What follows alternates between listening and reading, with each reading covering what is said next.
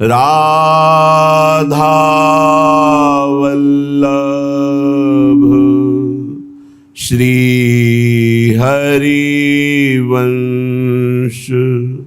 राधा वल्लभ श्री हरिवंश। वृंदावनेश्वरी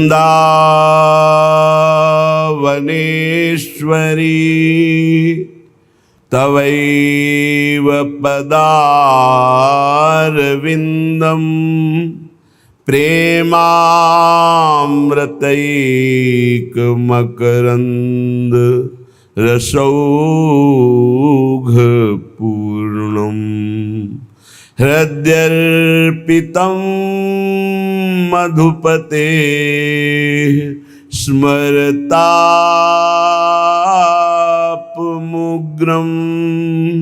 निर्वापयत्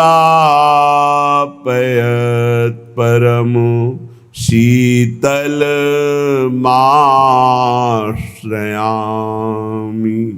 निर्वापयत् परमो शीतलमाश्रयामि।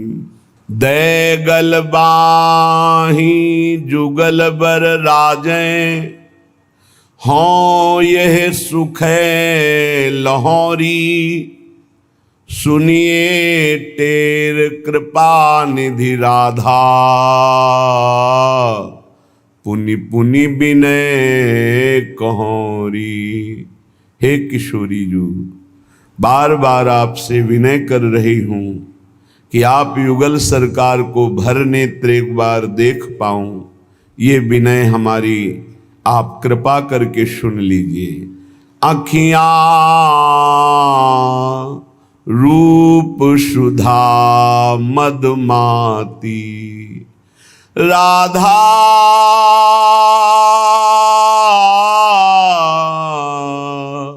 श्री राधा राधा श्री राधा। ये अखियां रूप सुधा मदमाती बिन देखे यह जुगल सुघर छवि बहुआतुर अकुलाती अखियां रूप सुधा मदमाती। बानी परी रति चरण कमल की अब कैसे सच पाती ललित माधुरी दर्शन दीजे वाही को ललचाती मेरी अखियां रूप सुधा मदमाती। हे किशोरी जी, मेरे नेत्रों को बान पड़ गई है आप युगल सरकार की रूप माधुरी का पान करने की। ऐसी कृपा करो कि आप युगल सरकार मेरे नेत्रों से कभी एक पल के लिए भी दूर ना हो। ये स्वभाव पड़ गया है आपके चरणों के सानिध्य में रहने का और आपकी रूप रसास्वादन करने का, नेत्रों का। ललित माधुरी जी कह रहे कि दर्शन दे करके हमारी ये लालसा पूरी करो। हे किशोरी जू, प्यारी जू मोतन हूं टेक, प्यारी जू मेरी टेक है, मेरी पुकार है। जब तक उपासक के हृदय में प्यारी जू प्यारे जू से मिलने की लालसा नहीं जगती, तब तक एक अव्यक्ति की तरफ बढ़ना बड़ा कठिन सा लगता है, क्योंकि हमने देखा नहीं, हमारी उनसे बात नहीं हुई, और जिनसे बात हुई है वो माया रचित शरीर हैं, शरीरों का राग है। तो उस अव्यक्त की तरफ जिसे देखा नहीं उसकी तरफ चलना बड़ा कठिन है, पर उसकी तरफ एक कदम चल दे तो बहुत जल्दी वो प्रसन्न हो जाते हैं कि इसने मुझे देखा नहीं, मेरे से बात नहीं हुई और मेरे लिए इसने देखे हुए, सुने हुए, भोगे हुए समस्त संबंध और विषयों का त्याग कर रहा है, इसलिए प्रभु उस पर बहुत जल्दी प्रसन्न हो जाते हैं। पर उपासक के हृदय में अव्यक्त की रूप माधुरी व्यक्त दर्शन करने की लालसा ये बहुत दुर्लभ है।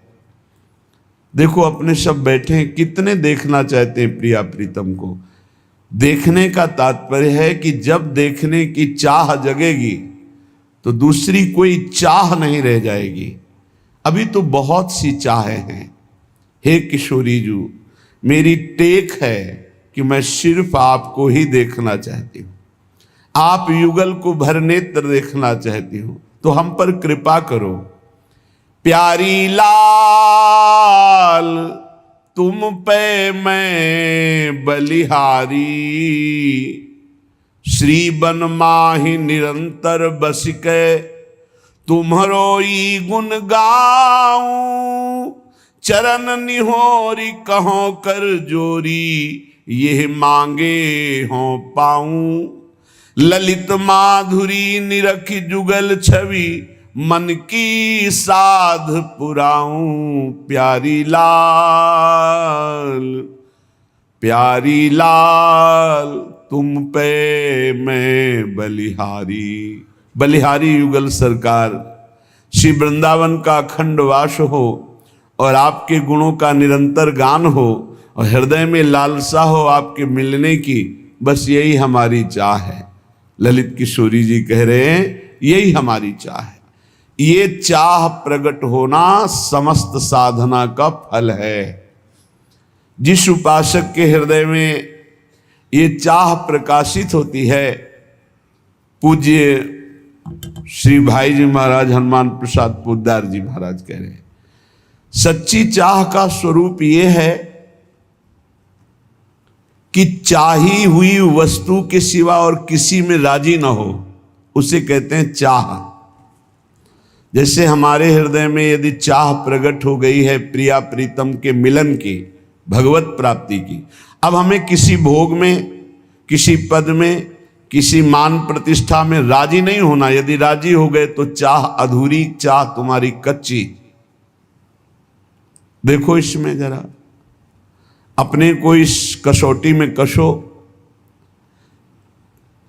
चाह भगवत मिलन की तभी मानी जाएगी जब केवल भगवत मिलन में ही आप राजी रहें। अन्य कोई मान प्रतिष्ठा, रुपया, पैसा, लाभ, सुख, इन पे आपकी हृदय की वृत्ति राजी न हो, उसे कहते हैं भगवत मिलन की चाह।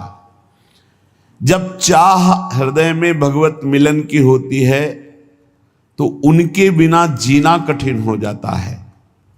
सच्ची चाह का स्वरूप होता है अनिवार्य, अत्यंत आवश्यक, उसकी पूर्ति होनी ही चाहिए, नहीं मैं जी नहीं सकता। ये भगवत प्राप्ति की चाह देखो किसके हृदय में है। भारी प्रपंच छाया हुआ है चित्त में। जो कंचन कामनी विजयी हैं वो भी कीर्ति में लड़खड़ा के गिर जाते हैं, मान प्रतिष्ठा में गिर जाते हैं। हमारा नाम रोशन हो जाए, हमारा नाम का कीर्ति हो जाए, प्रकाश हो जाए, बहुत बड़ी हानि।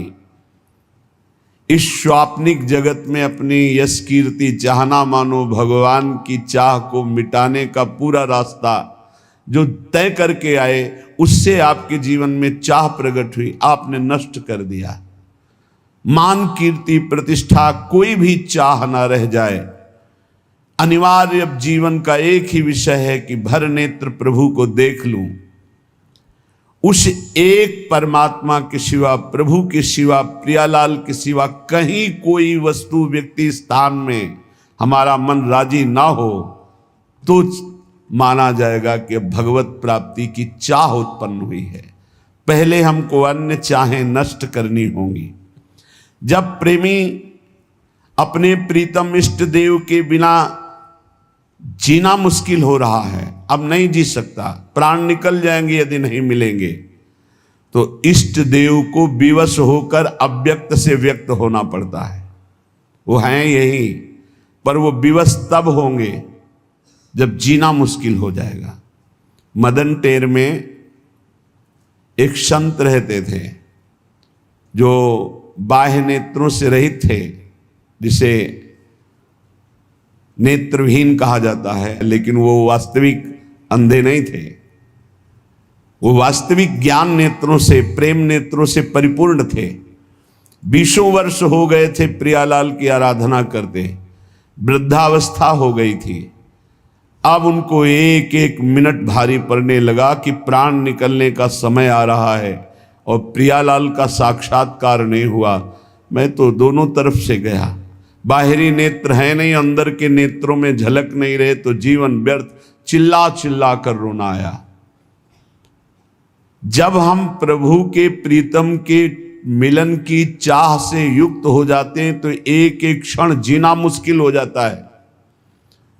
वो विकल होकर रोने लगे और विकल होकर कहने लगे कि हमें लगता है ये सांवरे सरकार बहुत कठोर हृदय के हैं, इनके संग से हे लाडली जो आप भी कठोर हो गई। वैसे तो आपका स्वभाव है करुणा में, दया में, पर संग दोष आपको अंदर आ गया। ये लाल जो कठोर हृदय कर लिए तो आप इनके संग से आप कठोर हो गई हैं, नहीं तो आप तो दया करुणा प्रेम की समुद्र हैं। ऐसे विलाप करके रो रहे थे। प्रियालाल का जहां नाम चलता है, लीला गायन होता है, वहीं प्रियालाल विराजमान रहते हैं। नाम बाणी जहां श्याम श्यामा तहां, नाम बाणी सुनत श्याम श्यामा सुबस, नाम बाणी निकट श्याम श्यामा प्रगट। विश्वास करो, जब आप नाम जप कर रहे हो तो प्रभु आपके पास हैं। जब आप लीला गायन कर रहे हो, वाणी जी का गायन कर रहे हो, तो प्रभु सुन रहे।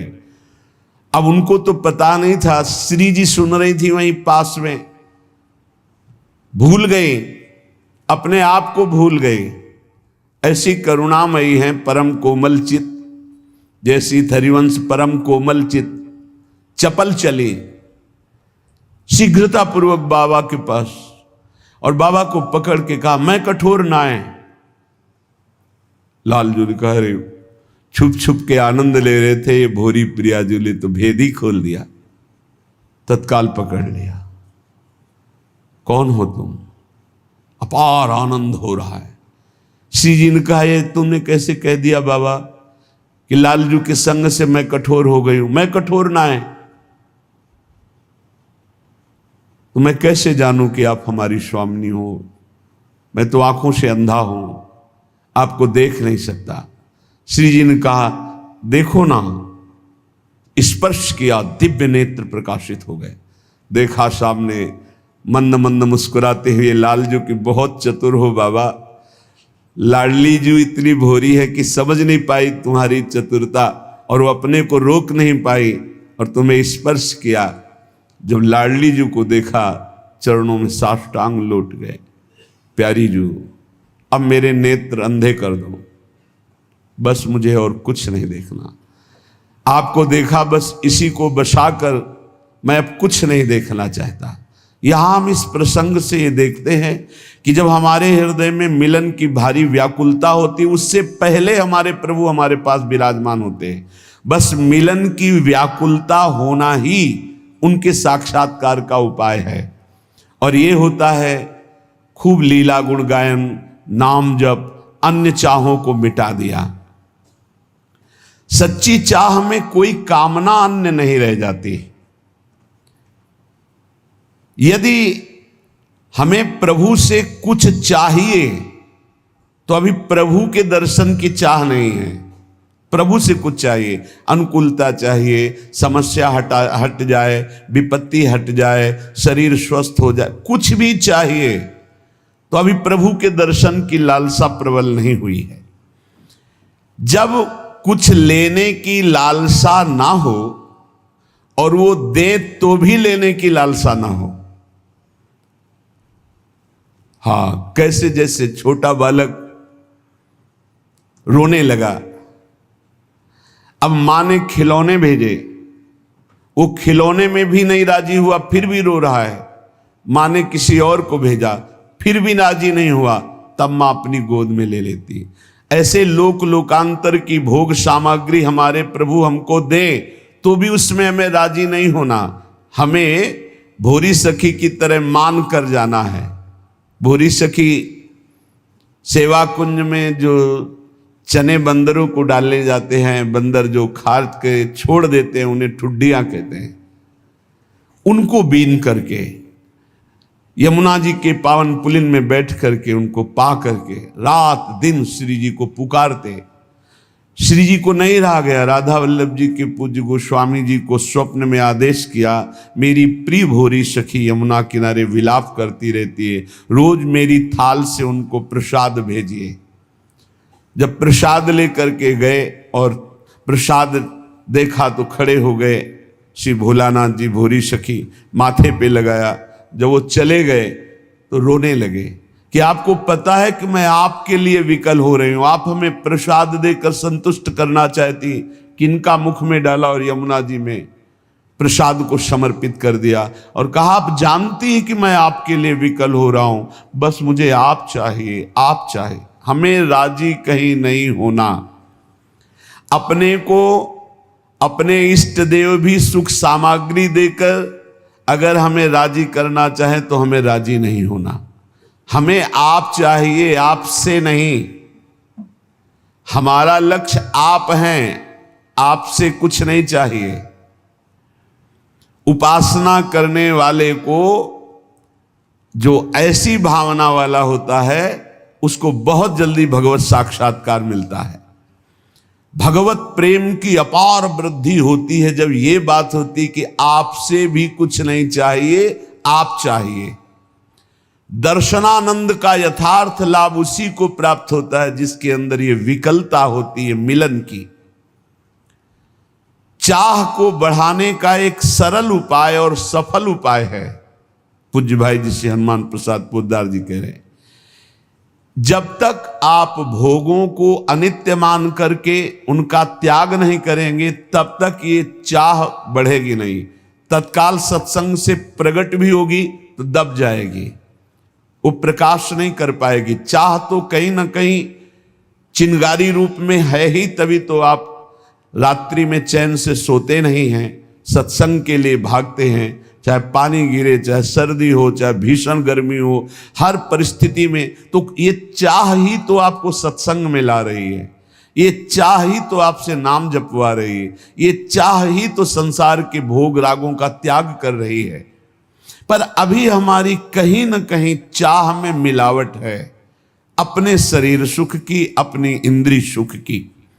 जब हम संसार के समस्त भोगों को दुखदायक समझकर, नाशवान समझकर सारी इच्छाएं छोड़ देते हैं और कोई परलोक की कामना नहीं रखते, स्वर्ग जाएंगे, अप्सराएं मिलेंगी, अमुक अमुक अमुक ऐसा, इन भोगों का भी त्याग और निरंतर नाम जप और भगवत लीला गायन, ये दो बातें जीवन में बहुत जोर की बैठ जाएं। सेवक शरण सदा रहे, अनत नहीं विश्राम, बहुत जोर की बात है। कै बाणी हरिवंश की और कै हरिवंश नाम, समिट जाओ, दो जगह समिट जाओ। या तो बाणी चल रही, पद गुनगुना रहे हैं, और या नाम जप चल रहा है। और संसार के समस्त भोगों को अनित्य जानकर उनकी तरफ से उदास हो जाओ। नहीं भोगना, नहीं सुख है, चाहे जितना आप संसार के भोगों को एकत्रित कर लो, भोग लो, परिणाम में दुख, अशांति, चिंता, शोक, भय यही बना रहेगा। जब उपासक समस्त भोगों की वृत्ति का त्याग करके एक एक वृत्ति से भजन करता है, भगवत चिंतन करता है, भगवत लीला गुणगायन करता है, तो उसके अंदर विरह प्रकट होता है। ये आग होती, आग, विरहाग्नि। ये भगवत विरह एक ऐसी दुर्लभ स्थिति है जो किसी किसी महान सौभाग्यशाली को प्राप्त होती है। ये सबको प्राप्त नहीं होती, सबको हो सकती है, पर इस कोटि का त्याग कोई नहीं कर पाता। बहुत आश्चर्य होता है, जिन भोगों के लिए बड़े बड़े वैरागी डरते रहते हैं कि कहीं हमें पतित न कर दे, सत्संग और नाम जप का प्रभाव ऐसा कि हमने कई ऐसे गृहस्थ परिवार देखे हैं अपने संपर्क में हैं, शिष्य जन हैं, और आजीवन ब्रह्मचर्य का नियम लिए हैं, सब परिवार सुख भोगों का त्याग करके बलिहारी है उनके ऊपर अपार कृपा। पर अभी कहीं किसी राग में टिके हुए हैं जिससे विकलता नहीं आ रही। कोई न कोई आंतरिक राग है, उसको छोड़ दो तो विकलता आ जाए। कह रहे हैं ये परम सौभाग्यशाली किन्हीं उपासकों में विरह प्रकट होता है। विरह स्थिति, बिना विरह के संयोग सुख का अनुभव नहीं होता। जो लोग ये समझते हैं कि इस प्रेम मार्ग में विरह नहीं, तो आप भोरी सखी के पद पढ़ के देखो कैसा विरह है। विधि निषेध की परवाह नहीं शास्त्र की। प्रेमी का बस एक ही स्वभाव बन जाता है, उनकी याद करके रोना। वृंदावन धाम है, यहां की यही रीति है। समस्त गोपीजन एक साथ बैठ जाती हैं, भगवत चर्चा करती हैं और चीख चिल्ला के रोती है। कभी संयोग का अनुभव होता है श्री कृष्ण के, कभी वियोग का अनुभव होता है। पल पल में नवीन नवीन प्रेम का आनंद उत्पन्न। यही दशा देख करके तो उद्धव जैसे ज्ञानी वो धूल धूसरित हो गया ज्ञान कि अभी हमको वो श्री कृष्ण का प्रेम प्राप्त नहीं हुआ जो इन महाभाग्यशाली गोपियों को प्राप्त है। ये विरह वेदना जब हृदय में प्रकट होती है, ये सारे कर्म संस्कारों को जलाकर राख कर देती है। जो भोग वासना के बीज जन्म जन्मांतर से पड़े हुए हैं, सब भस्म हो जाते हैं इस विरहाग्नि में। प्रीतम की स्मृति में अपार सुख और दुख दोनों का अनुभव होता है। इतना दुख होता है कि सारे पाप कर्म जन्म जन्मांतरों के सब भस्म हो जाते हैं, और इतना सुख होता है कि सारे शुभ भस्म हो जाते हैं। शुभ अशुभ भस्म हुए, भगवत साक्षात्कार हुआ। जब तक शुभ है तब तक भगवत साक्षात्कार नहीं होगा, अशुभ की तो बात जाने दो। शरण निरापक पद रमित सकल अशुभ शुभ नंस, देत सहज निश्चल भगत सु जय जय श्री हरिवंश। आचार्य हरिवंश चंद्रजू अपने शरणागतों के शुभ अशुभ दोनों का नाश करके अद्भुत नित्य विहार रस प्रदान करते हैं। बहुत ये सूक्ष्म विषय है। इतना भगवत मिलन के लिए रोना और विरह दुख आया, सारे अशुभ नष्ट हो गए। फिर एकदम उनकी भावना में ऐसा डूबा पार सुख मिला कि सारे शुभ नष्ट हो गए। शुभ और अशुभ दोनों नष्ट हुए। दिव्य चिदानंद देह भाव से वो अपने आराध्य देव के समीप हो गया। प्रभु को बुलाना नहीं पड़ता। जैसे पराग आ जाए तो भौरों को बुलाना नहीं पड़ता, भौरे आ जाते हैं।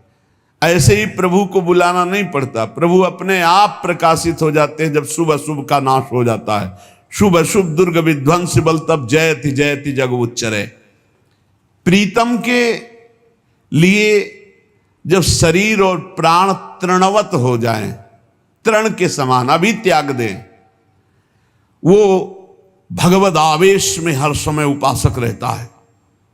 जिसका शरीर और प्राणों से राग खत्म हो चुका है, मत चित्ता मदगत प्राणा, जो भगवत चित्त वाला भगवत प्राण वाला, ये वृंदावन के प्रेमियों की यही दशा रही है।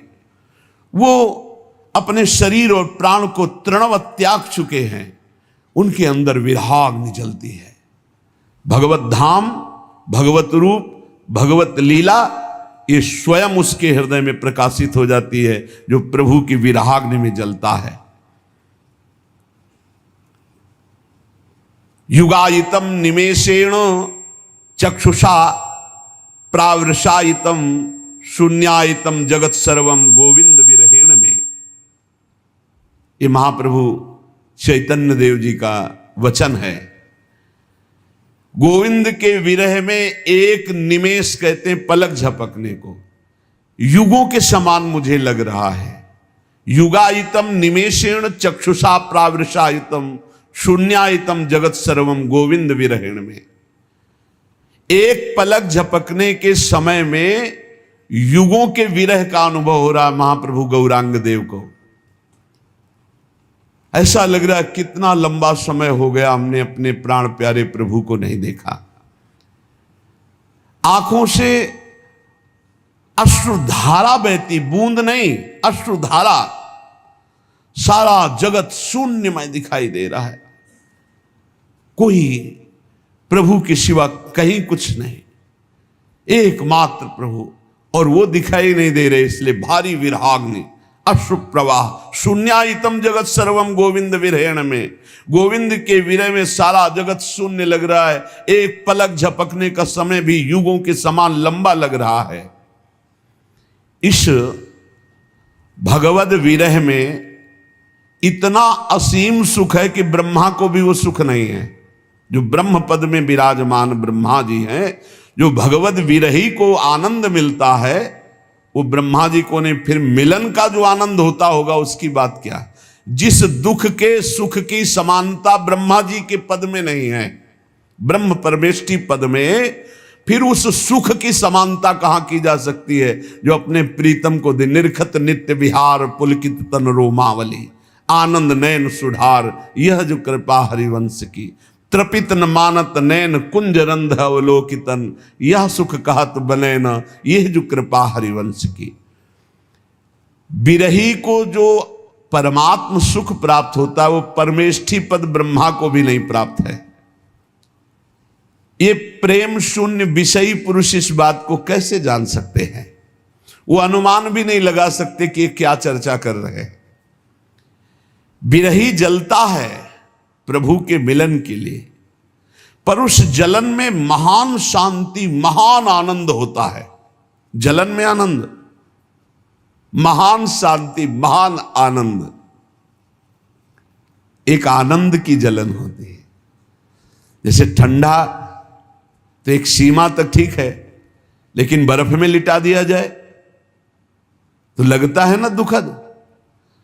तो आनंद सहने की हमारे हृदय में एक क्षमता है। वो आनंद का सिंधु उमड़ पड़े तो मीरा जी बोल पड़ी, जो मैं ऐसा जानती प्रीत किए दुख होए। आनंद की अधिकता में बोल रही हैं, तो नगर ढिंढोरा पीटती है जी प्रीत न करियो कोई। आप चलिए फिर इस मार्ग में आगे खुद अनुभव होगा। इस जलन को वो मिटाना नहीं चाहता, वो बढ़ाना चाहता है प्रेमी।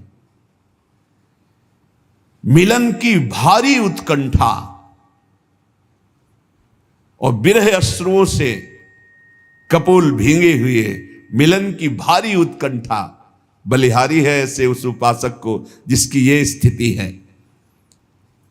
हा प्राणनाथ, हा प्रीतम, हा युगल सरकार, इस तरह वो एकांत में कराह करके रो रहा है। ओहो कितना स्वादिष्ट है ये कराह शब्द। आर्त भाव से, वो तो जो जीवन में कभी ऐसा कुछ मिनट के लिए अवसर आया वही एक कराह शब्द को जानते हैं। पीड़ा में तो सब कराह रहे हैं, अपने मन के प्रतिकूल परिस्थिति में सब रो रहे हैं, लेकिन प्रभु के लिए कराह, हा किशोरी जो, हा लाडली जो, अब जिया नहीं जा रहा। ये बलिहारी है। ऐसे उपासक से वायु स्पर्श करके अन्य शरीरों को छू जाए तो निष्पाप कर दे, ऐसे महान पवित्र होते हैं।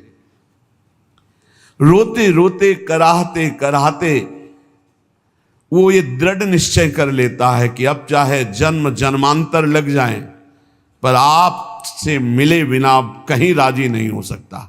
ये दृढ़ निश्चय, मैं तुम्हारे विरह में हर जन्म लूंगा, हर जन्म में भर भर कर रो रो करके मैं आपको पुकारूंगा, हृदय भर करके रो करके पुकारूंगा।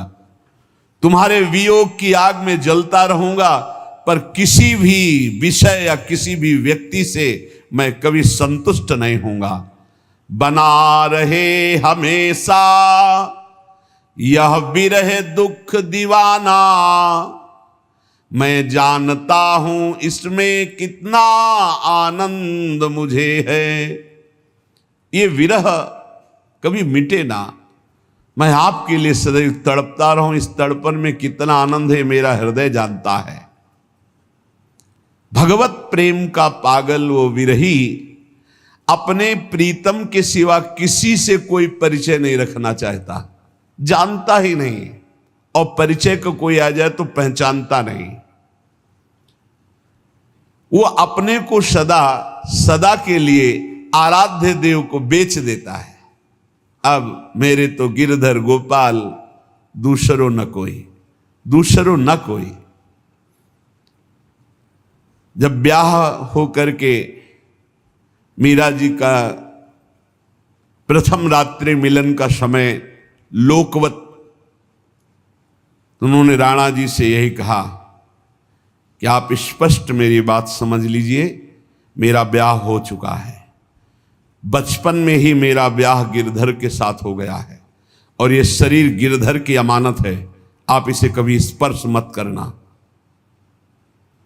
बहुत विवेकी थे, बहुत सौभाग्यशाली थे जिनको मीरा जी के बाह्य प्रगट पति बनने का सौभाग्य मिला। हाथ जोड़कर चरणों में प्रणाम करके खड़े हो गए और कहा, आज मैं ये वचन देता हूं कि एकांत में तुम हमारी गुरु होगी और हम तुम्हारे शिष्य, हमारा गुरु शिष्य का बर्ताव होगा और व्यवहार में आप पत्नी का व्यवहार करेंगी जिससे आपको अनुकूलता परिवार से मिलती रहे। उनका ऐसा ही होगा। एकांत में वो सदैव गुरु की भांति मीरा जी की आराधना करते थे। प्रेमी किसी को अपना मानता नहीं और जो अपने होते उनको पहचानता नहीं। केवल मेरे तो गिरधर गोपाल दूसरो न कोई, जाके सिर मोर मुकुट मेरो पति सोई, मेरे तो गिरधर गोपाल दूसरो न कोई। उनके चरणों में बिक जाता है। देखो कहां बिके हैं अपने लोग, रुपया में राजी, परिवार में राजी, भोगों में राजी, नाना प्रकार के शरीर आराम सुख व्यवस्था में राजी। वियोग की ज्वाला में जलता हुआ उपासक इस निष्ठा को प्राप्त हो जाता है। आश्लिष्य वा पादरताम पिनष्टुमा मदर्शनान मर्महताम करो तुवा।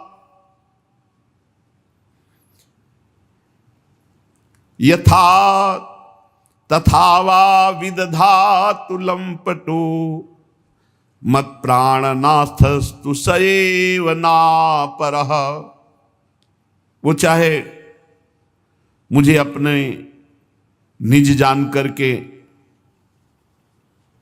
गले लगा ले या वो मुझे पैरों से मारकर चरण मारकर ठुकरा दे, तो चल मेरे योग्य नहीं। आश्लिष्य वा पादरताम पिनष्टुमा, ये मेरी विरहाग्नि में जलने वाली निज जन है ऐसा जानकर गले लगा लें या चरण मार के ठुकरा दे, तू मेरे योग्य नहीं। पादरताम पिनष्टुमा मदर्शनान मर्महताम करो तुआ, कभी मुझे दर्शन न दें। उनकी विरहाग्नि से मेरे मर्म स्थान जलते रहें। परंतु यथा तथा वा विदधातु लंपटो मत प्राणनाथस्तु सएव नापरा, पर मेरे प्राणनाथ आप ही रहोगे, दूसरा नहीं। चाहे मुझे लात मार के ठुकरा दो या अपना जानकर गले लगा लो या कभी दर्शन न दो, मेरे मर्म स्थानों को विरहाग्नि जलाती रहे, पर मैं आपको ही अपना प्राणनाथ मानूंगा। माना है, मानते रहेंगे। आप जैसा चाहो वैसा व्यवहार करो, ऐसी निष्ठा आ जाती है उपासक के हृदय में। आपको यदि कभी भी ऐसा स्वाद मिला है तो आपका हृदय बहुत पवित्र हो रहा है। क्या स्वाद? एकांत में बैठकर प्रभु की याद में रोना आया है। एकांत में, सभा में तो कभी कभी सात्विक भाव सभा में प्रकट होते हैं तो दो चार बूंद अश्रु निकल जाते हैं, लेकिन इनका कोई खास महत्व नहीं। महत्व है एकांत में आपको कोई देख नहीं रहा और फिर आप अपने प्रभु की याद में रो रहे हैं, वास्तविक हृदय से रो रहे, कोई देख नहीं रहा, पर्दा लगा हुआ, शांत आप एकांत में, वो बहुत महिमाशाली बात है।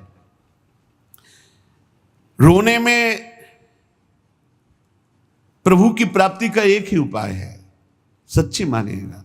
सब साधनों का फल है एकांत में बैठकर रोना आ जाना। ऐसे कोई उपाय नहीं दिखाई दे रहा, अब कैसे आपसे मिल पाऊं, और आपके मिले बिना आप चैन नहीं है। दर्श बिन दुख न लागे नैन, अब नहीं। वो जो रोने में आनंद है, वो आनंद और किसी स्थिति में नहीं।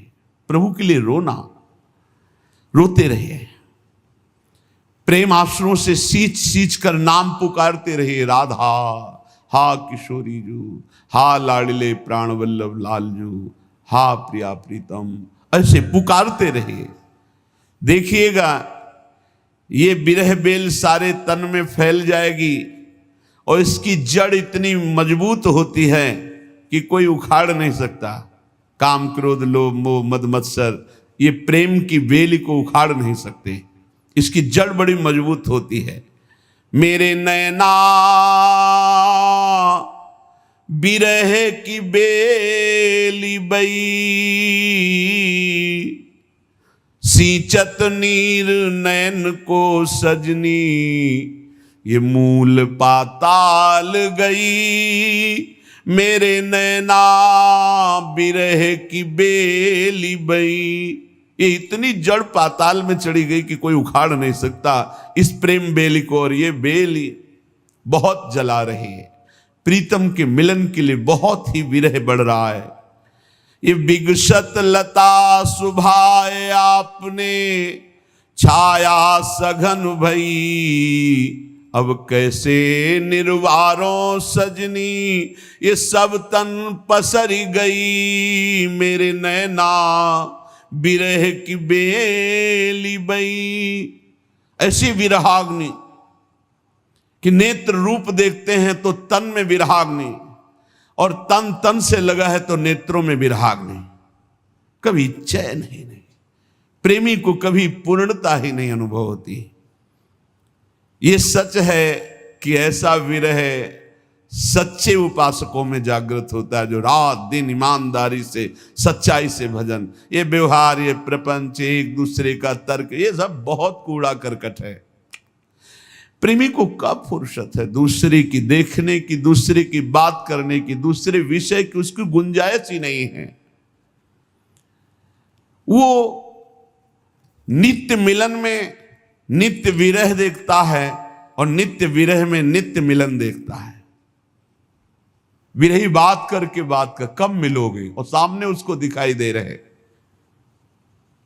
ये बड़ा प्रेम का विलक्षण स्वरूप है। ये अनुभव में ही आता है। अनिर्वचनीयम प्रेम स्वरूपम, ये वर्णन करने में नहीं आता कि सूक्ष्म तरम, बड़ा सूक्ष्म है। मिलन में अमिलन और अमिलन में मिलन, ये स्थिति प्रेमी की रहती है। सर्वत्र अंदर बाहर प्रीतम ही प्रीतम है। अति सुख कर मिलन मधुर, जिसमें होता प्रिय का संयोग, मृदुल मधुर मुस्कान मनोहर, अनुपम दिव्य सुधा रस भोग। देखता है मेरा प्रीतम मंद मंद मुस्कुरा रहा है, और उन्हीं की तरफ देख कर कहता है कब मिलोगे, कब हृदय से लगोगे। मिलन में विरह और विरह में मिलन, बड़ी अटपटी प्रेम की बात है। अंतर्दृष्टि न रहती होती वृत्ति सर्वथा वाह्यकार, किंतु परम उत्कृष्ट नित्य सुख देता प्रिय का विषम वियोग। दिग दिगांत मिलता उनका निस्दिन मद दर्शन संयोग। प्रतिपल हर दिशा में संयोग दिखाई दे, जिधर देखता है अपना प्रीतम दिखाई देता है, पर वो मिलन की चाह से तड़प रहा है। अद्भुत पहेली, जैसे भगवत रसिक जी कहते हैं, अरबरात मिलवे को निश दिन, रात दिन मिलने के लिए चटपटा रहा है, लेकिन मिले ही रहते, रात दिन मिले रहते हैं। फिर कह रहे हैं मानो कबहू मिले ना। तब कहा भगवत रसिक रसिक की बातें, रसिक बिना को समुझ सके ना। तो ये प्रेम, ये विरह तल्लीनता से प्रकट होता है। रात दिन जब हम उनका चिंतन करते हैं, भजन करते हैं, तब हुक पैदा हो जाती, कब मिलेंगे, कब मिलेंगे। जो आधे पल के लिए भी किसी भी प्रलोभन में प्रभु का सुमिरन नहीं छोड़ता, किसी भी संकट में, किसी भी परिस्थिति में, किसी भी सुख संयोग में आधे पल के लिए प्रभु का सुमिरन नहीं छोड़ता, उसे तल्लीनता कहते हैं। तल्लीन, प्रभु में लीन। बहुत सूक्ष्म विषय है, इसलिए समझकर। भारी से भारी सुख संयोग के समय में भी आधे पल के लिए प्रभु को नहीं भूला, भारी से भारी दुख विपत्ति में भी आधे पल के लिए प्रभु को नहीं भूला, भारी से भारी प्रलोभन में प्रभु को नहीं भूला, भारी से भारी भय की स्थिति में भी प्रभु को नहीं भूला आधे पल के लिए, उसे कहते हैं तल्लीन। ये प्रेम विरह तल्लीन हृदय में प्रकट होता है, हर समय जो चिंतन में डूबा हुआ है। जैसे गोपीजन कह रहे हैं उद्धव जी से, क्या समझाओगे मुझे? उनको समझाओ जिनकी समझ रह गई हो, हमारी समझ ही नहीं रह गई तो हमको क्या समझाओगे? उद्धव मन न भये 10-20, एक हु तो सो गयो श्याम संग, को अवराधे उद्धव मन न भये 10-20। समझने वाला मन तो श्याम सुंदर के समीप है, अब क्या समझाओगे? समझ ही नहीं रह गई, कौन समझे उद्धव? ये तल्लीनता। अपने पास जब मन रहा नहीं तो हम क्या समझें, हम क्या सुख भोगें, हम क्या दुख अनुभव करें? क्योंकि सुख दुख का अनुभव करने वाला मन, और वो मन हमने दिया नहीं, चुरा लिया। मधुकर श्याम हमारे चोर, मन हर लियो माधुरी मूरति, निरखी नयन की कोर, मधुकर श्याम हमारे चोर। उद्धव, मन हमने दिया नहीं, उन्होंने चुरा लिया। श्याम सुंदर ने हमारे मन को हर लिया। ऐसे उपासक के मन का हरण कर लेते हैं ये जुगल जोरी सरकार। मन हरणी चंचल चित्त आकर्षणी, चित्त का अपहरण कर लिया। अब ऐसे भक्त के चित्त का अपहरण कर लिया और बड़ी चतुराई से वो जान भी नहीं पाया कि उसका मन और चित्त प्रिया प्रीतम ने चुरा लिया। अब वो दूसरों को देख रहा है पर चित्त ही नहीं है, तो क्या देखे? बिना मन के संयोग के कोई भी इंद्रिय अपना कार्य नहीं कर सकती। जैसे कान है, आप बात कर रहे हो लेकिन मन कहीं और हो तो हमें बात समझ में नहीं आएगी। फिर दोबारा पूछे क्या कहा आपने? बोले क्यों, आप सुन नहीं रहे थे? वो नहीं, थोड़ा मन कहीं और चला। मन अगर और जगह चला गया तो नेत्र खुले होने पर भी देखते हुए भी नहीं दिखाई देता, कान होने पर भी सुनाई देते हुए भी नहीं सुनाई देता। ऐसे ही उस उपासक की स्थिति होती है, जिसका चित्त, जिसका मन चित्त चोर प्रभु ने चुरा लिया। उसे अब न संसारिक बात सुनाई देती है, न संसारिक दृश्य दिखाई देता है, एकमात्र प्रभु में तल्लीन स्थिति। दूसरे की कल्पना नहीं उसके हृदय में। वो कैसे किसी से रति करे या कैसे किसी से बात करे। देखो गोपीजन कह रहे, श्याम तन श्याम मन, श्याम है हमारो धन, आठों याम उद्धव हमें, श्याम ही सो काम है। श्याम हिए श्याम जिए, श्याम बिनु नाही तिए, आंधे की सिला करी आधार श्याम नाम है। श्याम मति श्याम गति, श्याम ही है प्राणपति। श्याम सुखदाई सो भलाई शोभा धाम है। उद्धव तुम भये बोरे, पाती लेके आए दौरे, जोग कहाँ राखे यहाँ रोम रोम श्याम है। ये तल्लीनता की स्थिति, तभी गोपी प्रेम की ध्वजा।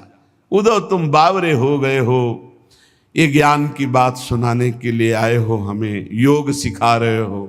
अरे यहाँ रोम रोम में श्याम है। श्याम हमारे तन हो चुके, श्याम हमारे मन हो चुके, श्याम हमारे धन है। आठों याम केवल हमारा श्याम से ही संबंध है। श्याम हृदय में, श्याम जीवन है। श्याम के बिना हमारा अस्तित्व नहीं। आंधे की सी लाकरी आधार श्याम नाम है। आह, हमारी श्याम गति है, श्याम मति है, श्याम प्राणपति, श्याम ही सुखदाई, श्याम ही शोभा धाम। रे उधो तुम बौरे अभी खुद नहीं समझे कि योग क्या चीज। यार रोम रोम में श्याम रमा हुआ है। जब तक ये तल्लीनता नहीं आती, अपने प्राण प्यारे आराध्य देव को छोड़ करके और कुछ सुहाई देता है। कैसे भक्त, कैसे प्रेमी,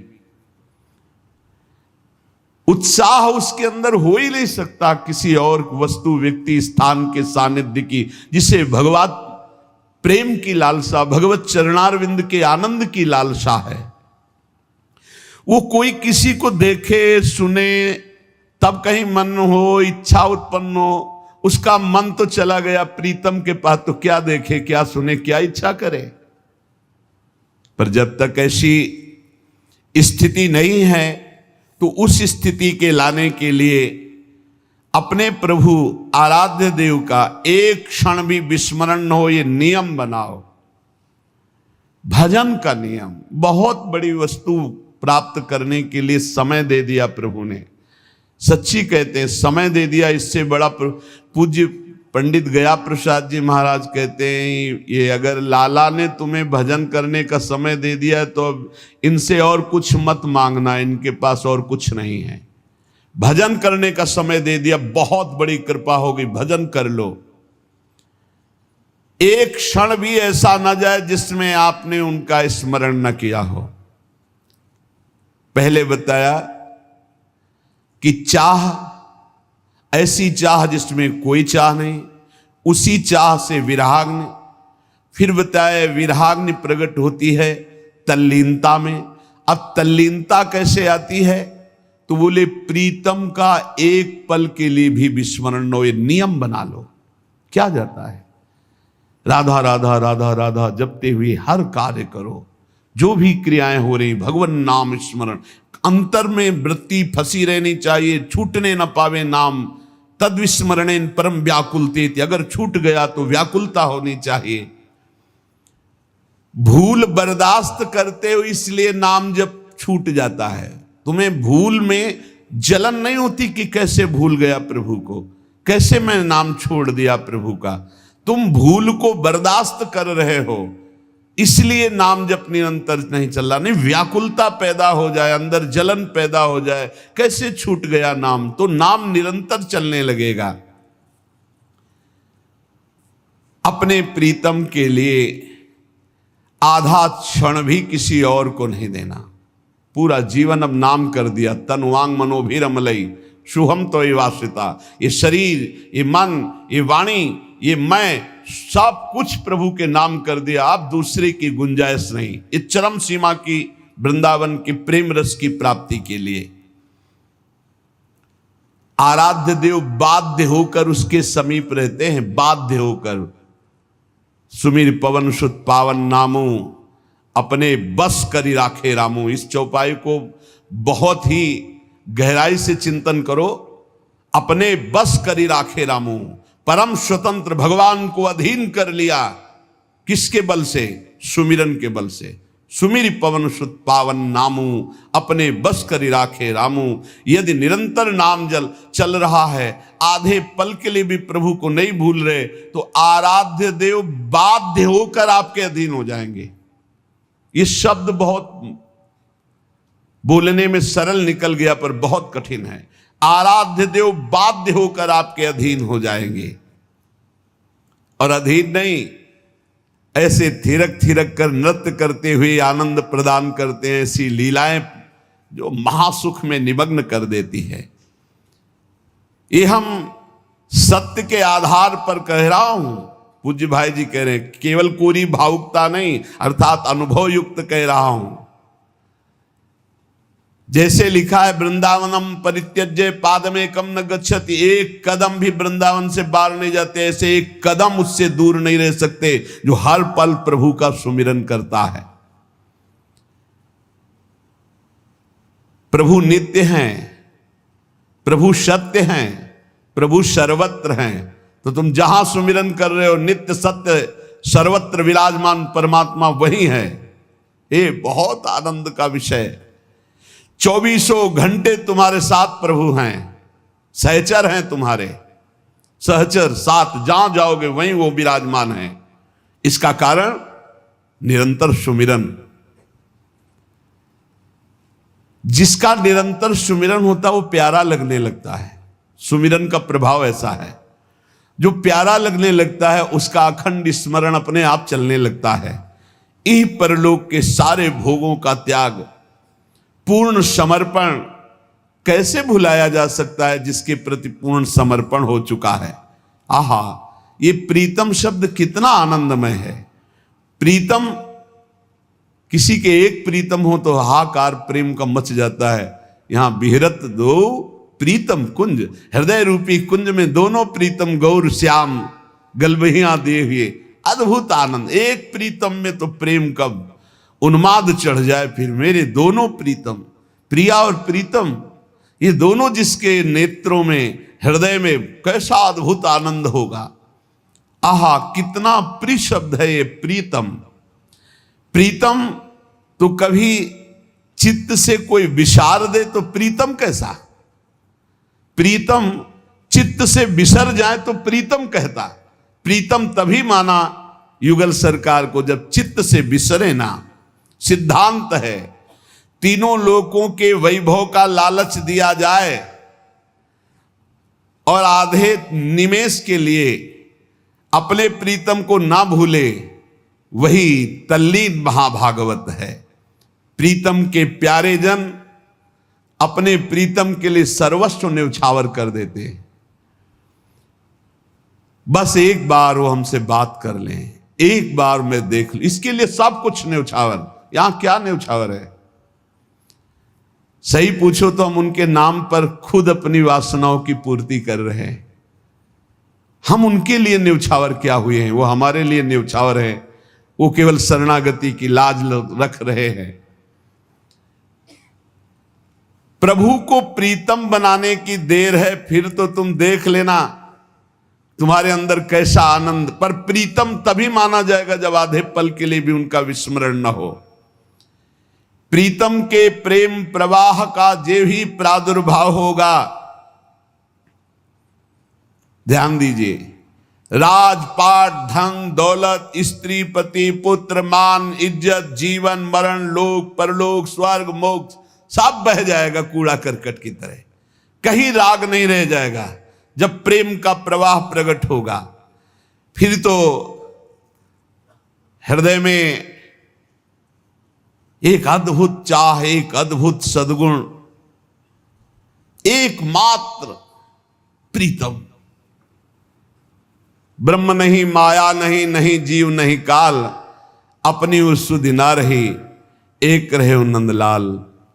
भगवत स्मरण का तार इतना कि मैं स्मरण कर रहा हूं ये भी चिंतन छूट गया। जब तक जगत की कोई भी वस्तु, व्यक्ति, स्थान प्यारा लग रहा है तो वाणी से कहो प्रीतम, अभी हृदय से प्रीतम नहीं माना। भगवान हमारे प्रीतम नहीं हुए अगर जगत की कोई भी वस्तु, व्यक्ति, परिस्थिति अच्छी लगती है। अपने प्रभु के प्रभाव को सुनकर, उनकी लीलाओं को सुनकर, उनका गान करके अभी दूसरी बात करने की इच्छा होती है, अभी दूसरे को देखने की इच्छा होती है, अभी दूसरा कुछ भोगने की इच्छा होती है। अरे दिव्य स्वरूप, गुण धाम, ऐश्वर्य, माधुर्य, सौंदर्य, कारुण्य, सख्य, वात्सल्य, स्वामित्व, प्रेम, ये सब के समुद्र है हमारे प्रभु। अब हम किसकी तरफ देखें? अटल विश्वास करो। भगवान के प्रेम को कोई दूसरा आपको दे दे, ऐसी संभावना मत करना। भगवान का प्रेम, जैसे कहा जाता है कि प्रेमियों के संग से प्राप्त होता है, तो प्रेमियों के संग से मिलता है नाम, प्रभु के लीला गुण, प्रभु की उपासना। उसको जब करोगे तब प्रेम प्राप्त होगा। ऐसा नहीं है कि आप प्रेमियों के संग हो, उनकी अवहेलना करो, नाम जप ना करो, लीला गुण गायन ना करो, सेवा में तत्पर ना हो प्रभु के, फिर आपको प्रेम प्राप्त हो जाए। तो ऐसा नहीं, ऐसा नहीं, कभी ऐसा नहीं देखा गया कि वो बहिर्मुख है, आज्ञा उल्लंघन करता है, प्रेम में डूब गया। एक भी उदाहरण नहीं है। इसलिए कह रहे हैं बहुत सुलझे हुए महापुरुष है भाई जी महाराज। तुम्हें कोई प्रेम दूसरा दे ऐसी संभावना मत रखना, संभव ही नहीं है। भगवान का नाम, भगवान का रूप गुण, लीला गुण गायन, उनकी सांगोपांग उपासना, ये मिलती है प्रेमियों से। और जब हम इसको करते हैं तब हमारे अंदर प्रेम आता है। अगर आप नहीं करेंगे, अवहेलना करेंगे, तो ऐसा नहीं कि उनके संग मात्र से आपके अंदर प्रेम आ जाएगा, नहीं। उनके संग का रंग यही आएगा कि आपको नाम प्रेम लगने लगेगा, नाम में प्रेम हो जाएगा, प्रभु के रूप में प्रेम हो जाएगा, प्रभु के लीला गुण में प्रेम हो जाएगा। आप खूब जपोगे, खूब लीला गुण गायन करोगे, सच्चे आचरण से चलोगे तो आप में प्रेम जागृत हो जाएगा। किसी मूल्य से भगवान को नहीं खरीदा जा सकता, कोई मूल्य देकर भगवान के प्रेम को नहीं प्राप्त कर सकता। लालसा ही भगवत प्राप्ति कराती है। आपको खूब नाम जपना चाहिए, खूब प्रभु के चरित्र सुनने चाहिए। ये देख करके प्रेम अपने आप हृदय में उदय हो जाता है। प्रेम साक्षात भगवान का स्वरूप है, जो भगवान को भी अधीन करता है और भक्त को भी अधीन करता है। मैं सभी के लिए हृदय से प्रार्थना करता हूं कि सब पर भगवान की कृपा और सब प्रेमी हो जाएं। पर जब तक नाम जप नहीं करोगे, देखो संतों का हृदय देखो। मैं सभी के लिए भगवान से प्रार्थना करता हूं कि सब सुखी हो जाएं, सब प्रेमी हो जाएं, सब पर भगवान की कृपा बरसे। पर जब तक आप नाम जप नहीं करेंगे, जब तक आप लीला गुण श्रवण नहीं करेंगे, जब तक आप ठाकुर सेवा में तन्मय नहीं होंगे, तब तक प्रेम का अनुभव नहीं होगा। भगवान की कृपा सब पर है, पर अधिक महत्व भजन में दो, ये समझ में नहीं आता। आशीर्वाद मांगने की ये जो आदत पड़ गई, आप आशीष दे दीजिए, आप आशीर्वाद दे दीजिए, आप कृपा कर दीजिए। संतों का आशीर्वाद कृपा भगवान नाम में छुपा हुआ, जैसे कि राधा राधा राधा। अब पकड़ लो आप, यही आशीर्वाद है। आप इसे न पकड़ो तो कोई आशीर्वाद आपके अनुभव में नहीं आएगा। आशीष देते हुए भी बात खुलकर समझ लीजिए। आप अगर कृपा पर विश्वास रखते हैं तो शर्त है, उनके द्वारा निकले हुए मुख से वचन पर विश्वास कर लीजिए। जो प्रेमी रसिक महापुरुष हैं, अगर आप कृपा पर विश्वास रखते हैं तो यही उनकी कृपा है। हरिवंश कृपा हरिवंश कहां, हरिवंश कहां, हरिवंश लहाए, हरिवंश सुलाभ सदा तिनके, सुख संपत्ति दंपति जो जिन। जो कह दिया कि बोलो राधा राधा, इसी से सब प्राप्त हो जाएगा। ये जो लोग तर्क विवाद करते हैं, हमारा उनसे कोई प्रश्न उत्तर नहीं। हम उन सद्भावना वालों से प्रार्थना करते हैं, बिना कोई संशय किए। जैसे डॉक्टर के द्वारा दी हुई दवाई खा लेते हो आप, ऐसे आप बिना संशय के राधा नाम जपो, और परिणाम में आपका मंगल ना हो तो आप बताना। अरे पूरा भजन हो जाने की बात जाने दो, थोड़ा भी भजन होगा तो आपके जितने नाम राधा नाम लिखे हुए रजिस्टर में, इतने ही आपको परम पद पहुंचा देंगे। पर जब पहुंच जाओगे तो फोन से बताओगे, थोड़ी बात यह है। इसलिए नहीं, यही माया का खेल है, नहीं सबको विश्वास हो जाए। अब हम चीख चीख के कह रहे हैं, जिनको विश्वास है उनका मंगल शुरू हो गया है, पर जिनको विश्वास ही नहीं उनको कैसे बताया जाए। तो कह रहे सबसे बड़ी भगवान की कृपा यह है कि भगवत प्रेमी महात्माओं संतों के वचनों पर विश्वास हो जाए। दूसरे कोई उपाय को मत पकड़ना, अन्य साधनों को मत पकड़ना। क्योंकि भाई जी महाराज संपूर्ण ग्रंथों का संपादन करने वाले बड़े ज्ञानी महात्मा हैं, अनुभूत महात्मा हैं भाई जी। आज तक किसी एक शब्द पर संशय नहीं हुआ।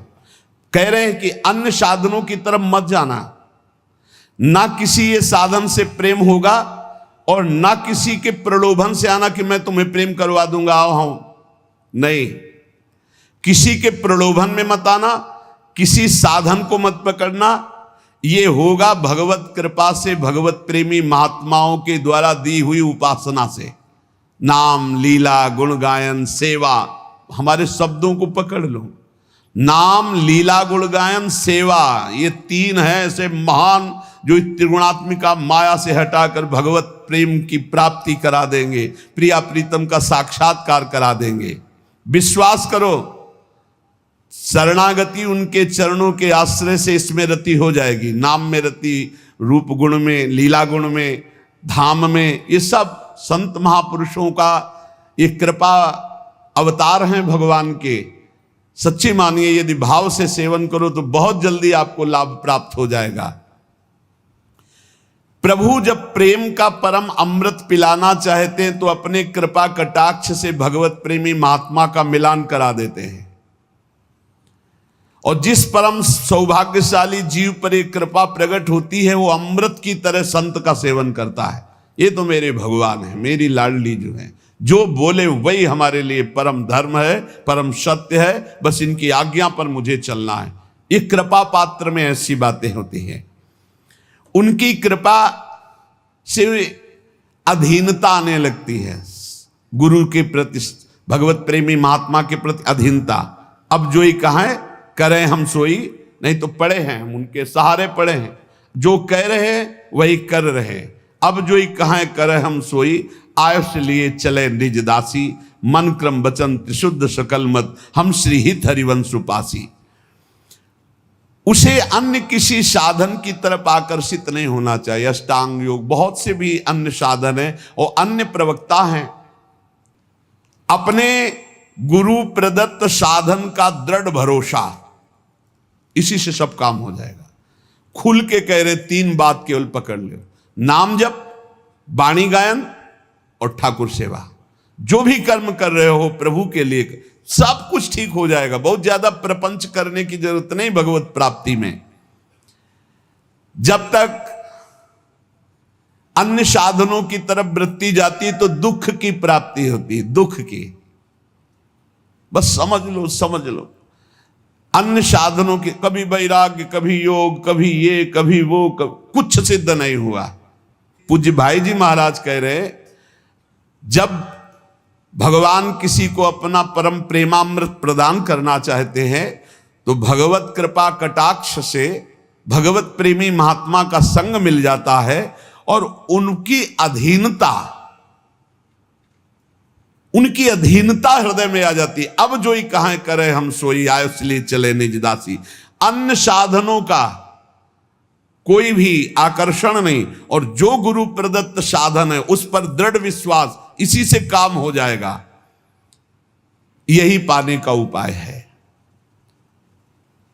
अन्य साधन में इतनी सामर्थ्य नहीं। या गुण साधन, गोस्वामी तुलसीदास जी, या गुण साधन ते नहीं हुई, तुम्हारी कृपा पाओ कोई कोई। कोई कोई कौन? वही जिसे भगवत प्रेमी महात्मा का संग मिल गया।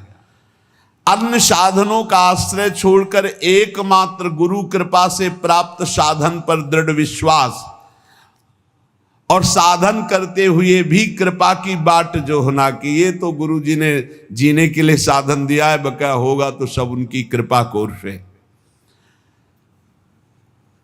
साधनों का बल न रखने का मतलब ये नहीं कि जो मन आवे सो करो, सतपथ को छोड़कर कुपथ मार्ग में चले जाओ, कह दो कृपा से सब हो जाएगा, ऐसा नहीं।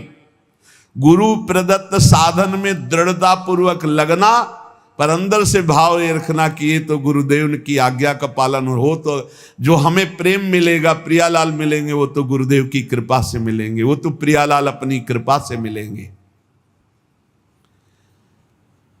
सत्कर्म जितने भी हैं ये असत कर्म हटाने के लिए हैं।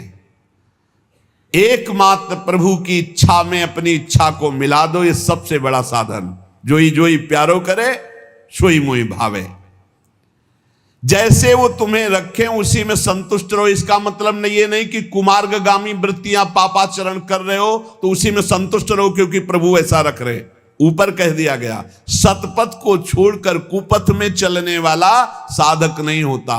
सतपथ में चलते हुए जैसी परिस्थिति है, जैसी स्थिति है, मेरे प्रभु के द्वारा दी हुई है, हम अन्य किसी का आश्रय नहीं लेते, आगे बढ़ते चले जाते, तो उसके हृदय में प्रभु के प्रेम की प्यास बढ़ जाती है। इस प्यास में जितनी पीड़ा होती है, कैसे प्रभु मिले, कहां से क्या करूं, किसके पास जाऊं, क्या करूं, वो विकलता होती है, वही प्रभु की प्राप्ति कराती है। बिना राग रहित हुए अनुराग आता ही नहीं है। जगत में वस्तु व्यक्ति स्थान से राग है तो अनुराग प्रभु में कैसे हो सकता है। इसलिए भगवान वैरागी प्रेमी रसिक महापुरुष का संग देते हैं। प्रेम के अतिरिक्त और कोई चर्चा नहीं, प्रेम के अतिरिक्त और कोई चाह नहीं, प्रेम के अतिरिक्त और कोई कल्पना भी ना आवे, इसीलिए सत्संग देते। रोज नया सत्संग आपको नवीन जीवन प्रदान करता है। चाहे स्त्री शरीर हो या पुरुष शरीर हो, सबका अधिकार है इसी जन्म में भगवत प्रेम प्राप्त करके आवागमन से मुक्त होना। पर काम गंध का लेश मात्र भी दोष नहीं रह जाना चाहिए। प्रीतम के सुख की भावना करने के लिए देह सुख का त्याग, अपने सुख का त्याग और महान दुखों को गले लगाने का अभ्यास। घबराना नहीं चाहिए, भयभीत नहीं होना चाहिए। दुख के लिए भयभीत नहीं, आओ तुम्हारा स्वागत है दुख, क्योंकि मुझे पता है तुम प्रभु की शरणागति पुष्ट करोगे और प्रभु का भजन बढ़ाओगे। पवित्र भावना, पवित्र विचार, पवित्र वाणी, पवित्र शरीर, तो परम पवित्र भगवान से प्रीति। फिर सुन लो, दुख को गले लगाने की सुदृढ़ भावना, जिससे लोग घबराते हैं, प्रेमी उसे गले लगाने के लिए तड़प रहा। आओ दुख, तुम्हारा स्वागत है। पवित्र भावना, पवित्र विचार, पवित्र वाणी, पवित्र शरीर, तो परम पवित्र भगवान के मिलन की प्रबल चाह, महासुख का परिणाम। भावना, विचार, वाणी, शरीर, इनका बलिदान करना पड़े। भावना तो प्रभु की, विचार तो प्रभु की, वाणी तो प्रभु के लिए समर्पित, शरीर तो प्रभु के लिए समर्पित। अब इस शरीर से अपने सुख भोग की कोई चेष्टा नहीं, क्योंकि ये धरोहर है प्रभु की। ऐसे पवित्र विचार, वाणी, शरीर वाला यथार्थ प्रेमी होता है। इस जगत में जो पाखंड कर रहे हैं, शरीर भोगों में लगा है, वाणी प्रपंच में लगी है, मन रुपए पैसे में लगा है, परिवार के भोगों में, परिवार के सुखों में, और बात हम करें ज्ञान, वैराग्य और प्रेम की, तो ये पाखंड ही होगा। अंतर की वृत्ति से प्रभु में नहीं लगे तो पाखंड ही होगा। आज घाटा हो रहा है सत्संग का, क्योंकि वाणी अपवित्र हो गई। कैसे? विचार अपवित्र है। विचार क्या? श्री कृष्ण से संबंधित विचार नहीं, श्री कृष्ण से संबंधित मन नहीं, श्री कृष्ण से संबंधित तन क्रियाएं नहीं। तुम्हारे विचार अपवित्र, विचार, मूल विचार ही अपवित्र हैं, तो आप फिर जो कुछ भी होगा वो दंभ पाखंड होगा। बिन विवेक वैराग्य भक्ति बिनु सत्य न एको मानो। भगवत ऋषि जी बड़े सिद्ध महापुरुष हुए। विवेक हो, वैराग्य हो और भगवान के चरणों में विशुद्ध भक्ति हो। बिन विवेक वैराग्य भक्ति बिनु सत्य न एको मानो, भगवत विमुख कपट चतुराई सो पाखंड जानो। वो पाखंड ही है जो कपट और चतुराई पूर्वक लोगों को रिझाना, संपत्ति लेना, नाना प्रकार की वासनाओं की पूर्ति करना। उनको भगवत तत्व का ज्ञान कैसे हो जाएगा? उनको भगवत लीला के रहस्यों का ज्ञान कैसे हो जाएगा? इसलिए इस जगत के भोगों से स्वाभाविक जिसका संत संग के प्रभाव से वैराग्य हो गया है, काम गंध लेश शून्य है, ऐसा पवित्र हृदय भगवत प्रेम का अधिकारी होता है। बहुत कम समय है जीवन का, और इसी जीवन में हमें भगवत प्रेम प्राप्त करना है। श्री बिहारिन देव जी महाराज कह रहे, ताते भजन श्याम कर लीजय। हे भैया, इसलिए भजन श्याम सुंदर का कर लो, बिहारी जी का कर लो। बोले किस लिए? बोले जिस शरीर से तुम बहुत प्रेम कर रहे हो, जिस शरीर के लिए तुम पाप आचरण कर रहे हो, जिस शरीर को तुम मैं माने हुए हो, बिट क्रमी भस्म सहजता के गुण, तब ही कहां ले कीजय, ताते भजन श्याम कर लीजय। भजन क्यों नहीं हो पा रहा? शरीर प्रियता, भोग प्रियता, मान प्रतिष्ठा। तो बोले शरीर तुम्हारा क्या है? ये कीड़ा बन जाएगा, कीड़े लग जाएंगे इसमें, भस्म हो जाएगा आग लगा दोगे तो। और अगर बाहर फेंक दिए तो कौआ पक्षी खा करके बीट कर देंगे, और इसकी कोई गति नहीं जिस शरीर को बहुत प्यार कर रहे हो।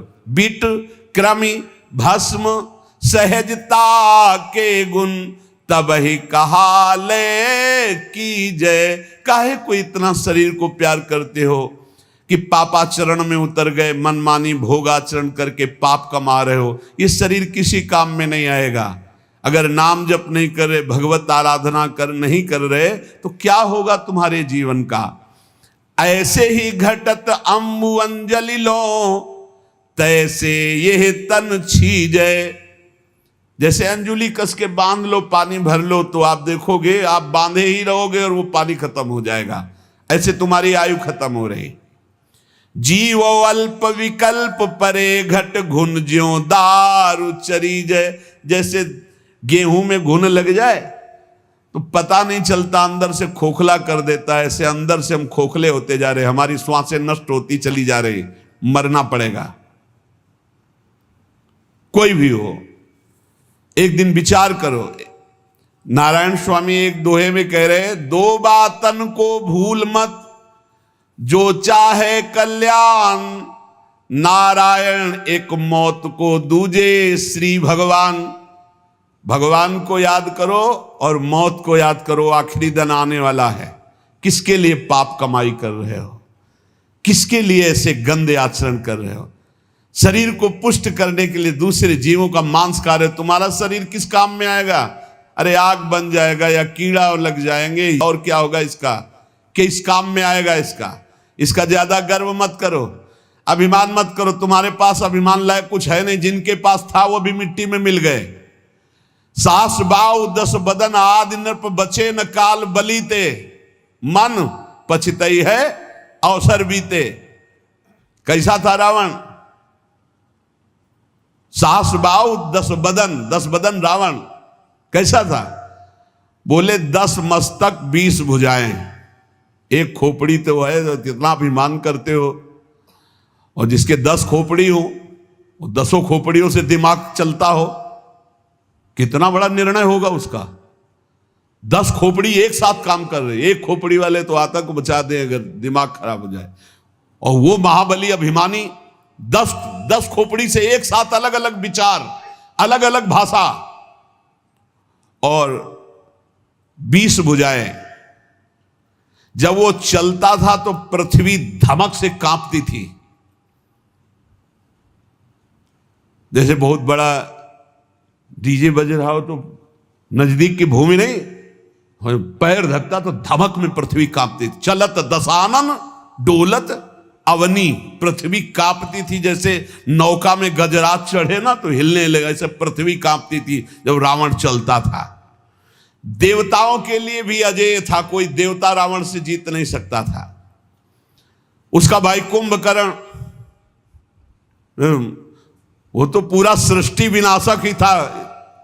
भगवान ब्रह्मा जी जब वरदान देने के लिए प्रकट हुए, बोले वरदान मांगो। ब्रह्मा जी बोले तो कि वरदान मांगो, पर सोचा कि ये वरदान कहीं कुछ और मांग लिया तो गड़बड़ हो जाएगा। अगर ये जागता ही रहा तो हम जितना रचेंगे सब चाट जाएगा। इसका बाल भोग राजभोग में सब पूरी सृष्टि चली जाएगी रोज की। उसमें ऐसा था कि जब जगता था ना तो बड़े बड़े बाड़ों में पशु आदि सब बंद करके रखे जाते थे उसके भोजन के लिए। हजारों भैंसे बाड़ों में बंद है, जब जगेगा कुंभकर्ण उसके लिए बाल भोग चाहिए, राजभोग चाहिए। कुंभकर्ण महाकाय सृष्टिकर्ता ब्रह्मा जी चिंतित हो उठे। उसका भाई था, वो बोला इंद्रासन, निकला क्या? निद्रासन। बोले तथास्तु, सोता रहे तो भैया, सोने में ही तेरे कल्याण।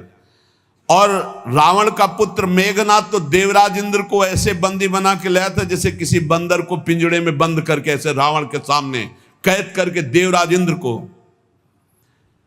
भगवान शंकर सहित कैलाश पर्वत को कई बार ऐसी भुजाओं में उठाया रावण ने, देख लो।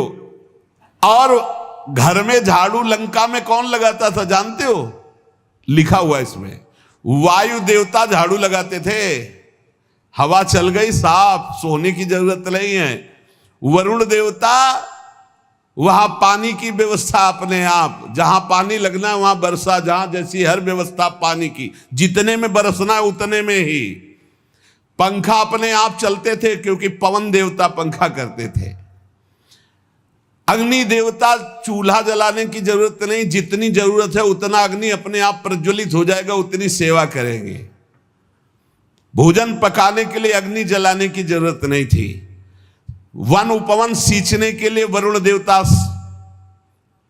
राक्षस राज रावण के स्नान के जल की व्यवस्था स्वयं वरुण देव करते थे। लोकपाल हाथ जोड़े खड़े रहते थे। एक बार मृत्यु देवता आए तो बंदी बना करके कारागार में डाल दिया रावण ने। आज तक किसी ने मृत्यु को बंदी बनाया हो ऐसा नहीं, लेकिन रावण ने मृत्यु को बंदी बना दिया। रतन वैभव, इतना प्रताप कि स्वर्ग लुटता घूमता था चरणों में रावण के। लेकिन भाई सुरासुर विजयी, त्रिभुवन को रुलाने वाला परम प्रतापी रावण जब भगवान श्री राम का विरोध किया तो काट काट के सब भुजाएं और गर्दन ऐसे मारे घूम रहे थे। बंदर जैसे फुटबॉल ने इसे लात मारते थे रावण की खोपड़ी में, कटी खोपड़ियों में 20 भुजाएं ऐसे पड़ी। सारा गर्व चूर हो गया, छिन्न भिन्न, पूरी लंका त्राहिमाम बोल दी। ऐसा प्रतापी रावण नहीं बचा तो कौन बचेगा फिर? मृत्यु को जिसने बांध रखा था सर्वनाश हो गया। और सुनो, रावण से भी बढ़कर एक प्रतापी महावीर हुआ, सहस्रबाहु गोस्वामी जी। सहस्रबाहु 10 बदन आदि नृप बचे न काल बलीते। सहस्रबाहु कार्तिकेय, 1000 भुजाएं शास्त्रार्जुन। एक बार रावण नर्मदा के किनारे दिग्विजय करते हुए जा रहा था तो देखा नर्मदा उल्टा बह पड़ी, तो उसका शिविर डूबने लगा। तो उन्होंने कहा कि कौन सा बांध टूट गया? तो गुप्तचरों ने बताया बांध नहीं टूट गया, शास्त्राबाहु अर्जुन स्त्रियों के साथ जल केली कर रहा है। तो उनका मेरा भय नहीं, बोले पाई भर नहीं आपका भय है। बोले त्रिभुवन में ऐसा कौन है जिसको मेरा भय नहीं? मार उछलते हुए गदा लेकर और 20 भुजाओं में 10 धनु धारण करके एक साथ बाण संधान कर सकता था। वो 1000 भुजाओं में 500 धनुष धारण करके एक बार संधान कर सकता था। तो रावण गए, ललकारा है, देखा शास्त्राबाहु अर्जुन को, ललकारा, शास्त्राबाहु अर्जुन निकाय। तो रावण को ऐसे पकड़ लिया जैसे कोई कार्टून को ना पकड़ ले, 10 खोपड़ी 20 भुजा ले जाके घुड़साल में बंद कर दिया, जहां घोड़े बंधते थे। पुलस्त जी ने जाकर के इसको छुटाया था। ऐसा महाबली 1000 भुजाएं 500 धनुष एक साथ चढ़ा करके अलग अलग अस्त्रों का संधान करने की सामर्थ्य भगवान दत्तात्रेय की कृपा से प्राप्त थी। शारीरिक बल था, योग की सिद्धियां थी, कोई तुलना नहीं थी शास्त्राबाहु अर्जुन की। पर क्या काम आया? अभिमान बढ़ गया, जमदग्नि जी का अपमान कर दिया। तो भगवान परशुराम जी ने काट के फेंक दी 1000 भुजाएं, गर्दन, पूरे वंश का विनाश कर दिया। जिसके 10 मस्तक 20 भुजाएं वो रावण मर गया, जिसके 1000 भुजाएं वो शास्त्राबाहु अर्जुन मर गया। तुम 2 भुजाओं वाले क्या चाहते हो? क्या कर पाओगे? क्या कर पाओगे? वो 88,000 वर्ष तक जवान रहकर विषय भोगा शास्त्राबाहु अर्जुन, या 88 साल में जो है ना चलने लायक नहीं रह जाओगे। 88,000 और 88 साल, 88 साल तक तो पहुंचना ही मुश्किल है। और अहंकार ऐसा है कि शास्त्राबाहु अर्जुन को भी परास्त कर सकते हैं। अहंकार तो ऐसा है।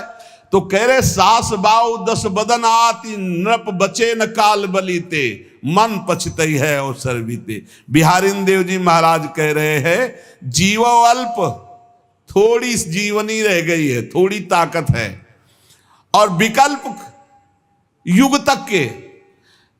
ऐसा लग रहा है कि वो अपने परिवार के लिए युग युगांतर की व्यवस्था करके जाएंगे और भरोसा नहीं है मिनट का। अब उपाय सुन लो जिससे तुम युग युगांतर सुखी रहोगे। बिहारी देव जी कह रहे हैं, यह उपाय सुनो संतन पे, हरि सेवत सुख जी जय। बढ़िया उपाय है, संतों का संग करो और हरि का भजन करो, अपने कर्तव्य कर्म का पालन करो। अरे भाई हमारी बात समझ जा, ये माया के द्वारा प्रकट किया हुआ केवल दृश्य है, अंदर जो पावर है वो भगवान है। मान जाओगे तो मुक्त हो जाओगे। हीटर बहुत गर्म फेंक रहा है, कूलर बहुत ठंडा फेंक रहा है, फ्रिज बहुत ठंडा हो रहा है, एसी बढ़िया ठंडी हवा पे, बिजली तो वही है प्यारे। हम बिजली की बात कर रहे हैं। जो तत्व को जान लेता है वो जीवन मुक्त हो जाता है। कैसे जाने? अज्ञानी जीव बहुत तर्क वितर्क है। तो यह उपाय सुनो संतन पे, हरि सेवत सुख जी जय। श्रवण कीर्तन भक्ति भागवत 9 प्रकार तरी जय। संतों का संग करो, उनके उपदेश सुनो, नवधा भक्ति करो भगवान की, तो तर जाओगे संसार से। संतों की भक्ति बहुत कठिन है, बड़ा विचित्र है। हजारों में कहीं कोई सच्चा भगवत मार्ग में चलने वाला होगा, नहीं पाखंड का बोलबाला हो रहा है, पाखंड का बोलबाला। बहुत विचित्र है। केवल वेश धारण करके वो अपनी वासनाओं की पूर्ति कर रहे हैं। पहले था कि जैसे भंडारा हो रहा है या संत समागम है तो वहां पूछा जाता था, तुम्हारा प्रेम पट क्या है? अब अगर असली है तो उसको पता है तुम्हारा योग पट क्या है। असली तो क्योंकि सद्वई प्रश्न है, उतार कपड़े कहां से जुड़ा हुआ है, किस संप्रदाय का है? बोलो संप्रदाय का सूत्र क्या है, संप्रदाय के आचार्य कौन है, उनका स्वरूप क्या है, तुम्हारे संबंध क्या है, तुम्हारा संबंध का स्वरूप। एक इतने प्रश्न कि अगर वो सही नहीं है उतार कपड़े भाग यहां से। पाखंड करता है, संतों का नाम बदनाम कर, कुछ नहीं, बहुत है विचित्र। इसी बात का बड़ा दुरुपयोग हो रहा है, बड़ा दुरुपयोग। ऐसा हम नहीं कहते कि संत भूमंडल पे नहीं, संत ना हो तो बातें ही बिगड़ जाए, पर बहुत ही मतलब पाखंड की वृद्धि होती चली जा रही। नहाए नहीं तो उपाय बताया गया है, यही उपाय सुनो संतन पे, हरि सेवत सुख जी जय। संतों का संग हो, हरि चर्चा हो, श्रवण कीर्तन भक्ति भागवत 9 प्रकार तरी जय। भगवान की लीला कथा सुना, भगवान नाम कीर्तन किया। कैसे कैसे बड़ा विचित्र खेल। प्रार्थना करते हैं अपनी श्रद्धा को बचाए रखना, ऐसी जगह संपर्क मत रखना जहां पाखंड और दंभ का नाटक है। भगवान की नाम रूप लीला धाम भगवत चर्चा, और जो भगवान का निज जन होगा उसकी पहचान है, ऐसे कभी नहीं करेगा। और ऐसे करे तो भगवान का जन नहीं होगा, इसकी पहचान है, पक्का मान लेना। जो श्री हरिवंश नाम सब सिद्ध सवै रसिक बिलसै नौ निध्य भुगतै दे ही न जाचै। आज तक कभी भक्तों को ऐसे नहीं देखा गया। अखिल कोटि ब्रह्मांड नायक को मालिक नहीं माना, जिसका दासत्व लिए घूम रहा है, भेष बनाए घूम रहा है और दूसरों से पैसे मांगता घूम रहा है। तू लक्ष्मीपति का दास कहां से हो गया? ये सब पाखंड, सब नाटकबाजी। हमें लगता है हम हाथ जोड़कर प्रार्थना करते हैं, पाखंड का आदर मत करो। जो रुपया प्रधान है, जो भोग प्रधान है, जो वासना प्रधान, मत डरना। ये लोग ऐसे भी कहते हैं कि नहीं दोगे तो तुम्हारी हानि हो जाएगी। अरे उसकी अभी वर्तमान में उसकी हानि है कि गली गली डोल रहा है मांगता हुआ, तुम्हारा क्या बिगाड़ सकता है? कभी मत डरना। सच्चे आश्रम वैष्णव संप्रदाय से जुड़े हुए जो महापुरुष होंगे कभी ऐसे नहीं करेंगे। कोई ऐसी परिस्थिति ऐसी किसी के लिए देखा और वो कह रहे इसका सही, वो बात अलग है कि कोई ऐसी परिस्थिति आ जाए, नहीं तो भगवान के भक्त ऐसे कभी नहीं करते। पहचान होती, वो आपको हठ पूर्वक कभी देने के लिए विवश नहीं करेंगे। वो कभी पाखंड नाटकबाजी, ये भाषा में ये बड़ा आधुनिकता है। झोला में हाथ डाला और धुआं प्रकट हो गया, तो ऐसी थोड़ी वो बर्फ नहीं आती है, वो आइस वो धुआं फेंकती है। अब उसको पॉलीथीन में रखे, उसको फाड़ दिया, धुआं लिया। गांव के लोग बड़े बावरे, गेहूं की डलिया आ रही है, बोरा जमा हो रहा है। पाखंड का, नाटक का आदर न किया जाए और सत्य मार्ग में चला जाए तो वास्तविक संतों का संग भगवत प्राप्ति कराने में समर्थ है। आज तक जहां कहीं कोई भगवत प्राप्ति के मार्ग में अग्रसर हुआ है, संत जन हुए, पर बहुत ही कड़ुआ व्यवहार हो रहा है संसार में। साधुता के मार्ग से हट कर के व्यवहार हो रहा है। बहुत विचित्र नाटक है। इसलिए नाटक, पाखंड, दम्भ, दिखावा, इनसे बच करके पहचान है भगवान के नाम रूप लीला धाम की प्रीति जिनके संग से होने लगे, जिनके संभाषण से भगवान नाम में, भगवत तरफ हमारा चित्त, जहां रुपए की मांग, जहां भोगों की मांग, जहां व्यवस्था की मांग। हम ये नहीं कह रहे कि संत अपमान करो, संतों के चरणों की धूल माथे पर, लेकिन जो ऐसा पाखंड करते हो ना कि 5100 दो, नहीं तो तुम गृहस्थ आदमी डर जाओगे कि हमारे लड़का बच्चा कुछ बिगाड़। कुछ नहीं इन पाखंडियों के पास जो तुम्हारा कुछ बिगाड़ सके। नहीं, कुछ नहीं। जो रुपया पैसा भोग वासनाओं की मांग करें फिर तुमको धमकी दे, वो साधु हो ही नहीं सकते। साधु ते होए न कारज हानि, वो तो परोपकार के लिए उनका स्वरूप है। वो अपने प्राणों को त्याग सकते हैं आपके कल्याण के लिए। वो आपको धमकी देंगे रुपया पैसा के लिए? ये सब केवल वासनाओं का खेल खेलने वाले हैं। इसलिए साधु संग पर प्रीति करो, पर पाखंड का, जो दंभ का जो बढ़ावा दिया जा रहा है उस पर सावधान हो जाओ। सिर्फ अर्थ देना बंद करो। कोई भूखा है, प्यासा है, हम कह रहे हो पाखंडी भी है, भूखा है, 2 रोटी खवा दो, तुम्हारा मंगल होगा। रुपया मत दो। रुपया देना है तो जहां आप देख रहे हो कि सैकड़ों गाय भूखी बंधी हैं, उनको दो। देख रहे हो कि सैकड़ों लोगों को यहां निःशुल्क औषधि दी जाती, वहां रुपया जाके जबरदस्ती दे आओ, वो मंगलकारी है।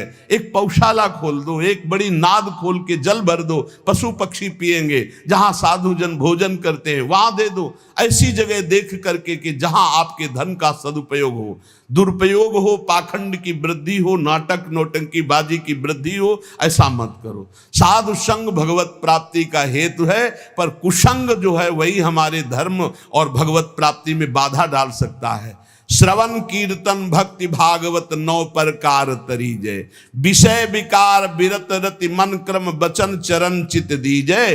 बिहारी दास प्रभु सदा सजीवन, बदन अम्बुज रस पीजय। ताते भजन श्याम कर लीजय। मन वचन कर्म से इसी जन्म में हमें भगवत प्राप्ति करनी है, ऐसा दृढ़ निश्चय करो और भगवान के भरोसे होकर भगवान से प्रार्थना करो कि हमें साधु संग मिले।